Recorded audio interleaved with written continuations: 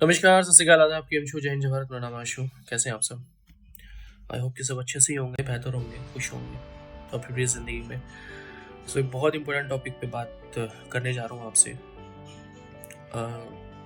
जो लोग नए हैं, जो लोग most of the people are coming from the class of after +2 and the graduation, and they are planning to get the entry in aviation industry.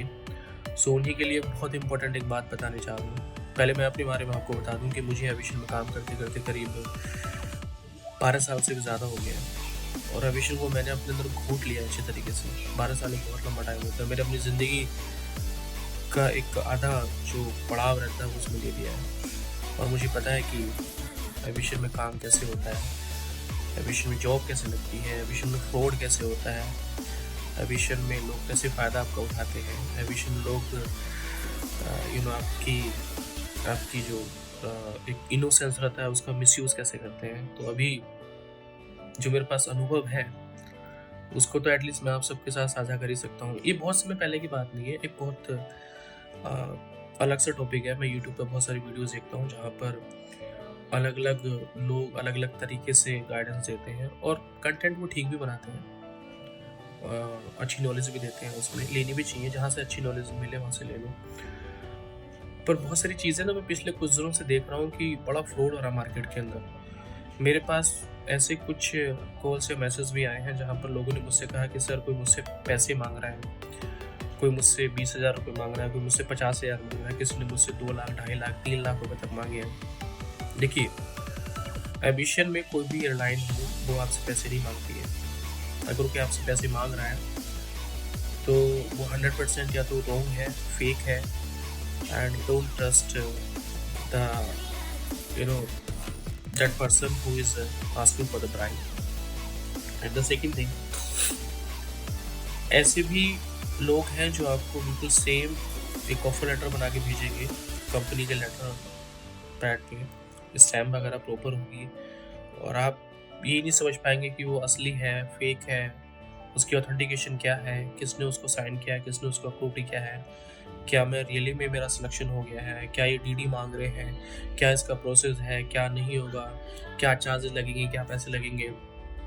उन सब का मैं एक सोल्यूशन आपको बता रहा हूँ कि भाई किसी को कोई पैसा देने की ज़रूरत नहीं है। कोई भी अगर आपसे पैसे मांगता है एविएशन में जॉब के नाम पर, अभी मैं दिल्ली एयरपोर्ट पे बहुत सारे नए बच्चों से मिलता हूँ जो कि फ्रेशर हैं, जो बहुत दूर दूर से आए हैं, अलग अलग स्टेट से यहाँ करके नौकरी कर रहे हैं। उन्होंने हज़ारों लाखों रुपए खर्च किए उस जॉब को पाने के लिए, और जब मैं उनके बारे में सोचता हूँ तो मुझे अफसोस होता है कि यार मिडिल क्लास फैमिली के जो माँ बाप हैं वो कितनी मेहनत से पैसा कमाते हैं, और उनके बच्चे जो है वो इस तरीके से पैसे दे देते हैं।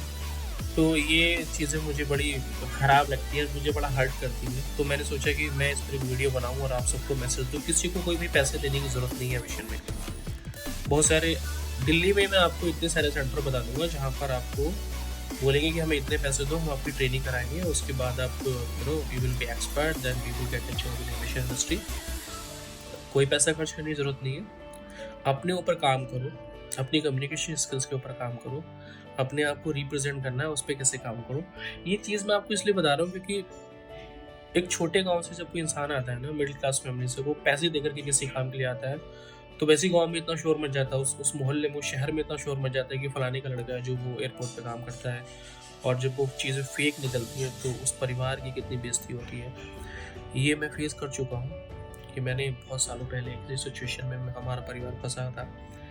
तब से मैंने सोचा था कि नहीं यार, जब मैं खुद एविएशन इंडस्ट्री से जुड़ गया करीब 12-13 साल पहले, तो मैंने ये डिसाइड किया था कि कभी किसी के साथ गलत नहीं होने दूँगा। कोई भी बच्चा, कोई भी बच्ची अगर जो कि नए अभी हैं एविएशन इंडस्ट्री में आ रहे हैं, और उनको डाउट है कि कहीं से कोई मैसेज आया है, कहीं से कोई मेल आया है, किसी ने उनको कॉल करके कहा है कि आप इतने पैसे दे दो, तो प्लीज़ एक बार मुझसे ज़रूर बात कर लेना। कोई चार्ज नहीं है, कोई पैसा नहीं है।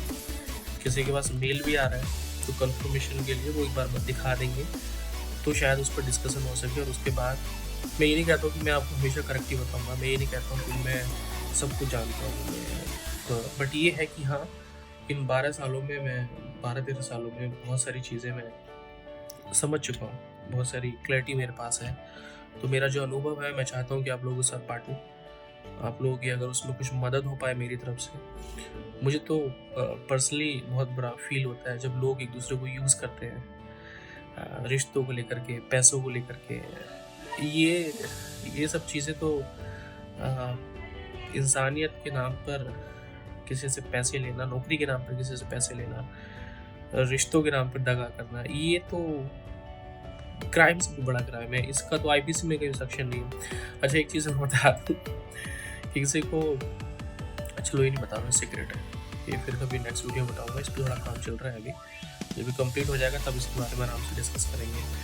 बट बहुत सारी अपॉर्चुनिटी है जो आने वाले, पॉजिटिव रहिए बस, ठीक है। अगर कहीं किसी के साथ कुछ गलत भी हो गया है तो उसमें ये सोचने की ज़रूरत नहीं है कि ये सब चीज़ें ख़त्म होगी, ज़िंदगी ख़त्म होगी या नौकरी दूसरी नहीं लगेगी। मैं कल ही देख रहा था उत्तर प्रदेश में, कहीं दिल्ली उत्तर प्रदेश पुलिस में कोई एग्ज़ाम था और वहाँ पर हज़ारों वैकेंसी है और वहाँ पर करीब 50 लाख लोग या कुछ लोगों ने आवेदन किया। तो बेरोज़गारी है, बहुत ज़्यादा बेरोज़गारी है हमारे देश में। लेकिन हमारे देश के जो प्रधानमंत्री हैं मोदी जी, उनको पता है कि एविएशन इंडस्ट्री में, आपने नोटिस किया होगा कि पिछले 4-5 सालों में एकदम से बूम आया है। छोटे छोटे एयरपोर्ट काम कर रहे हैं। मेरा जो जगह है जहाँ पर I basically from Moradabad, I born in Amroha, but Moradabad is near about. तो वहाँ पर एयरपोर्ट जो है वो स्टार्ट होने वाला है मुरादाबाद के आसपास। जेवर का हमारा एयरपोर्ट स्टार्ट होने वाला है और बरेली का स्टार्ट हो ही चुका है। छोटे छोटे एयरपोर्ट हैं जो कि स्टार्ट हो चुके हैं। अयोध्या में अभी स्टार्ट हो चुका है एयरपोर्ट बनाया। तो एविएशन इंडस्ट्री में तो बूम आ ही रहा है और बूम आने के साथ साथ जो है ऐसी ताकतें हमारे चारों तरफ इकट्ठी हो गई हैं जो कि गरीबों को शोषण करने के लिए, पैसे मारने के लिए तैयार बैठे हैं। तो मैं नहीं चाहता कि यार किसी गरीब का पैसा कहीं ऐसी चीज़ में जाए या उनको ऐसे मजाक का पात्र बनना पड़े। ऐसे बिल्कुल मत करना। एविएशन में बहुत घोटाला चलता है। किसी को भी ट्रस्ट करने की ज़रूरत नहीं है, किसी को पैसा देने की ज़रूरत नहीं है। मेरे नाम से कोई कॉल करे आपको, जब तक मैं कंफर्मेशन ना दूँ तो तब भी पैसा, अगर मैं कह रहा हूँ ना कि पैसे दे दो तब भी मत देना कि सर आपको मना कर दो, तो मैं फिर भी मना ही करूँगा। हाँ, कुछ डीडी की बात हुई, कुछ चेक की बात हुई जो कंपनी के फेवर में जाते हैं, that is a different matter. वो उनकी एक अपनी एक क्राइटेरिया रहता है जिसमें वो रिफंडेबल हो जाता है जब आप जॉब छोड़ते हो।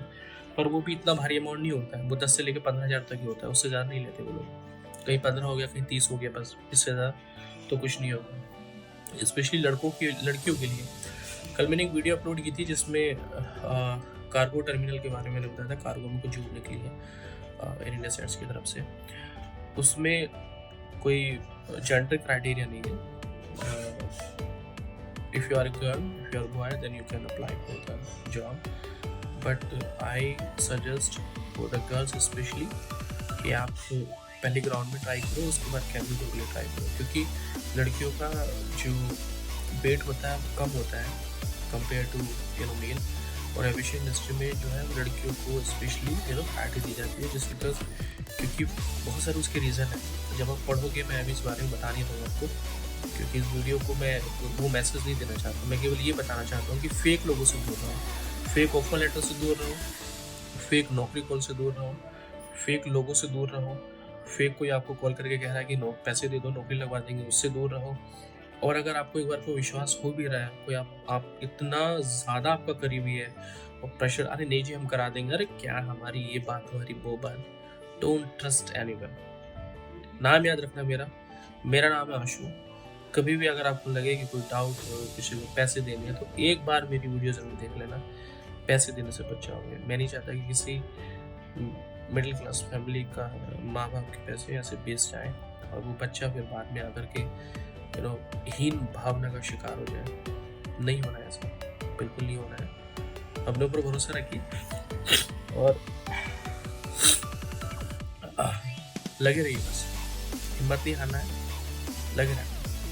जय हिंद, जय भारत, वंदे मातरम।